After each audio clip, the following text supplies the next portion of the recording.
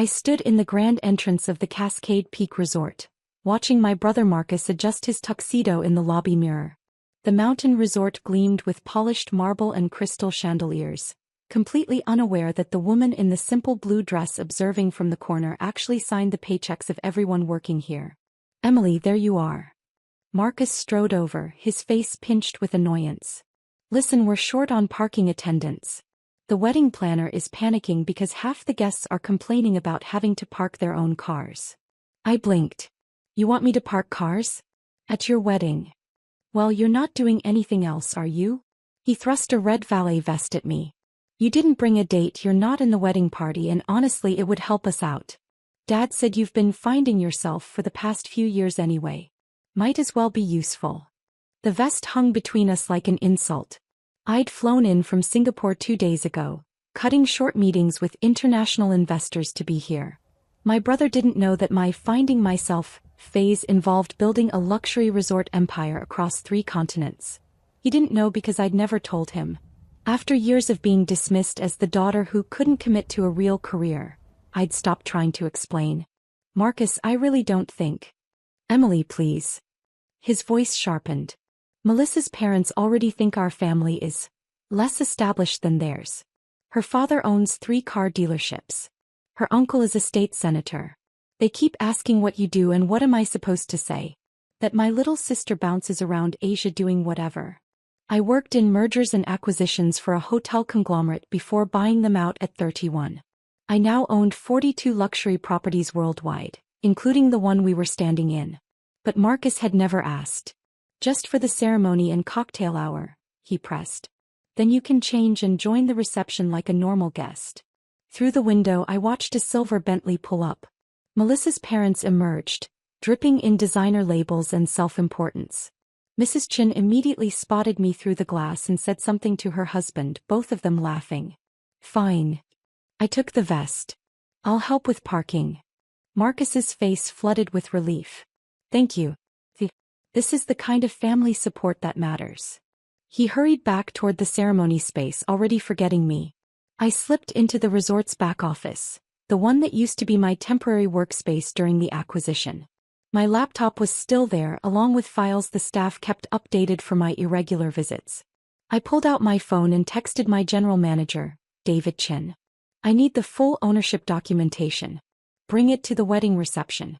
Also, pull the reservation for the honeymoon suite under Marcus Thornton. Cancel it." The response came immediately. "The presidential suite reservation? Consider it done. Documentation will be ready in 1 hour." I buttoned the valet vest over my dress and walked outside. The mountain air was crisp, carrying the scent of pine and expensive perfume. Luxury vehicles lined the circular drive, each one representing the wealthy guests my brother desperately wanted to impress. "Oh my God, they actually got a parking attendant?" Melissa's mother approached with 3 other women, all dripping judgment. Marcus said his sister would help out. How resourceful. I held out my hand for her keys. "Ma'am." She dropped them into my palm like I was contaminated. "It's the Bentley. Not a scratch, understand? It costs more than you probably make in a year." "I'll be very careful," I said evenly. One of her friends whispered loudly, "Is this really the groom's sister? I thought they came from a good family." "Well, the brother clearly got all the ambition," Mrs. Chin replied. "Marcus is a senior analyst at Bradford Investments. Very respectable. But the sister." She waved her hand dismissively. "Melissa told me she's been backpacking or something. Never held a real job." I parked the Bentley in the VIP section, noting with satisfaction that my own car was already there. A midnight blue Aston Martin that I'd had shipped from my London property. No one had connected it to me yet. For the next hour I parked cars and absorbed insults. Melissa's uncle, the state senator, made a crack about the help when I took his Mercedes keys. My own father avoided eye contact when he arrived, clearly embarrassed. My mother whispered urgently to him, "I told you we should have pushed her toward law school. Now look at her." Only my grandmother, sitting in the passenger seat of my parents' car, caught my eye and winked. She'd visited me in Tokyo last year and toured my flagship property. She knew everything, and she'd kept my secret at my request. "Grandma understands keeping your cards close," she'd said then. Play your hand when it counts, sweetheart. The ceremony was beautiful in the way expensive things are beautiful. Perfectly arranged, emotionally hollow. I watched from the back, still wearing the valet vest because no one had told me I could change. Marcus and Melissa exchanged vows under an arch of white roses, surrounded by 200 guests who represented connections, status, and money. During the cocktail hour, I finally removed the vest and joined the reception in my blue dress. The ballroom sparkled with ice sculptures and champagne towers. Melissa's family held court at the center, loudly discussing their various business ventures and social connections. The resort management really pulled out all the stops, Senator Chin announced, gesturing at the elaborate setup. My niece deserves nothing but the best. This venue usually books 2 years in advance, but we have connections. My phone buzzed. David had arrived. I found him waiting in the private corridor outside the ballroom, a leather portfolio in his hands. Miss Thornton. The documentation you requested. Perfect timing. I took the portfolio. Is everything else arranged? The honeymoon suite has been reassigned. I've also prepared a summary of recent acquisitions and the property portfolio, in case you need it for context. He paused. If I may say so, this is going to be immensely satisfying to watch. Let's hope so. I straightened my dress. How do I look for revealing that I own this entire resort chain? Like someone who's been parking cars all afternoon and is about to ruin a wedding, David said with a slight smile. Which is to say, perfect. The reception was reaching its peak when the resort's events coordinator approached the microphone. Ladies and gentlemen, we have a special announcement from our resort owner, who rarely makes public appearances but wanted to personally congratulate today's happy couple. The room quieted with polite interest. Marcus and Melissa looked confused. Mrs. Chin preened, probably assuming this was part of the VIP treatment. I walked to the front of the room, portfolio in hand. Good evening, everyone. My name is Emily Thornton and I own Cascade Peak Resort, along with 41 other luxury properties worldwide under the Thornton Hospitality Group. The silence was absolute. Marcus's face drained of color. Melissa's mouth fell open. Mrs. Chin looked like she'd been slapped. I opened the portfolio. I acquired this property 3 years ago as part of a larger expansion into North American luxury markets. Since then, we've invested over $20 million in renovations and established it as one of the premier wedding destinations in the Pacific Northwest. I held up the ownership documents, legal and irrefutable. These are the papers confirming my sole ownership if anyone would like to verify. Senator Chin stood up. This is absurd. Marcus, your sister owns this resort? You told us she was unemployed. I never said, Marcus started, but I cut him off. My brother said I was finding myself and bouncing around Asia. He wasn't entirely wrong. I was bouncing between Singapore, Tokyo, London, and Dubai, acquiring properties and building a hospitality empire.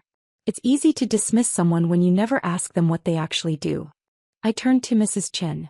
You mentioned earlier that my brother comes from a good family, but I clearly didn't inherit the ambition. For context, Thornton Hospitality Group's revenue last year was $430 million. Your family's 3 car dealerships are lovely, but they don't quite compare. The room erupted in whispers. Phones emerged from pockets and purses as guests began frantically Googling my name. My mother looked faint. My father's face cycled through confusion, shock, and something that might have been pride under different circumstances. David stepped forward with a tablet. If anyone would like confirmation, here's the company website, recent financial filings, and Ms. Thornton's profile in Forbes Asia from last month. The article was titled, The Invisible Empire: How Emily Thornton Built a Luxury Dynasty in Silence. Marcus found his voice. Emily, why didn't you tell us? You never asked, Marcus.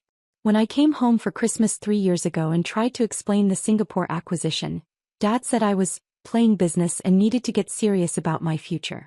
When I mentioned the Tokyo property, Mom said I was wasting my youth on pipe dreams. So I stopped mentioning it. I addressed the room again. I flew here from a board meeting in Singapore, cutting short negotiations for a property acquisition in the Maldives. I did this because family matters to me even when I'm not valued as family. When I arrived, I was handed a valet vest and told to make myself useful because I wasn't doing anything important anyway. Melissa stood, her face red. This is our wedding. You're ruining our special day. No, Melissa. You ruined it by treating me like hired help while bragging about your family connections. Your mother laughed at me. Your uncle mocked me. Your entire family spent the afternoon insulting me while I parked their cars at my own resort. I closed the portfolio. I had planned to give you the honeymoon suite as a wedding gift. It's a $12,000 per night accommodation with a private terrace and mountain views. I've canceled that reservation. You're welcome to book one of our standard rooms at the regular rate, assuming we have availability. Mrs. Chin surged forward. You can't do this. We have a contract. Your contract is with Cascade Peak Resort, which I own. Read the fine print about management's right to reassign accommodations. David, please escort the wedding party to the front desk so they can make alternative arrangements. The whispers had become a roar. Guests clustered around their phones, reading articles about my company, my acquisitions, my net worth.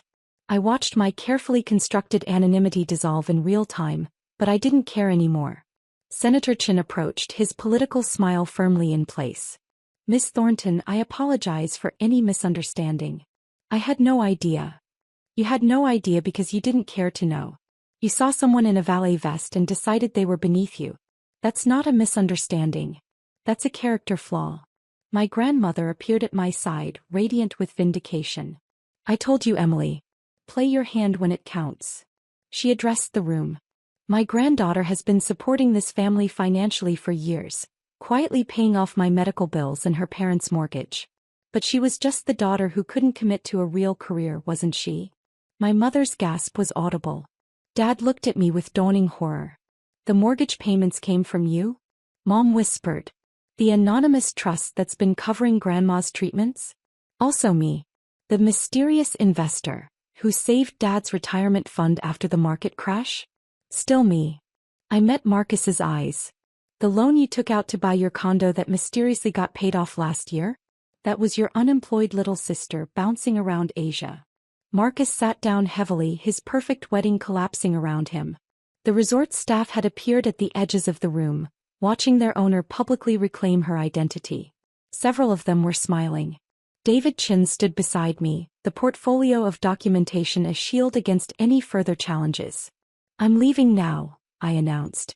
My flight to Singapore departs in 4 hours. The resort staff will ensure the remainder of your event proceeds smoothly because they're professionals, unlike some of the guests here today. Marcus, Melissa, I wish you well. But I won't be funding your lifestyle or accepting disrespect anymore. I walked toward the exit, my grandmother's hand in mine. Behind me, the reception dissolved into chaos. Melissa was crying. Mrs. Chin was arguing with David about accommodations. Senator Chin was attempting damage control with other political guests who'd witnessed his rudeness to a successful businesswoman. My parents stood frozen, realizing they'd spent years dismissing the daughter who'd been quietly keeping them afloat. Marcus caught up with me in the lobby. Emily, wait. I'm sorry. I didn't know. You didn't want to know, Marcus. There's a difference. I kept walking toward the valet stand where my Aston Martin waited. You wanted a sister who fit into your narrative of success. When I didn't match that image, you decided I was the failure. What can I do to fix this? I turned back one final time. Ask yourself why it took public humiliation and proof of wealth to make you care about fixing it. Then maybe examine whether you actually want a relationship with your sister or just access to her resources. The mountain air felt cleaner outside. My car gleamed under the resort's elegant lighting.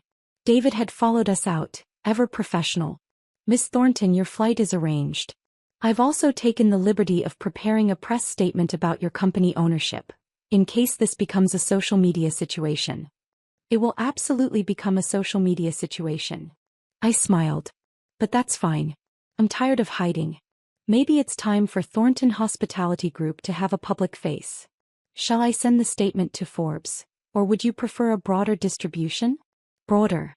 Include the detail about family members who accepted financial support while insulting the benefactor.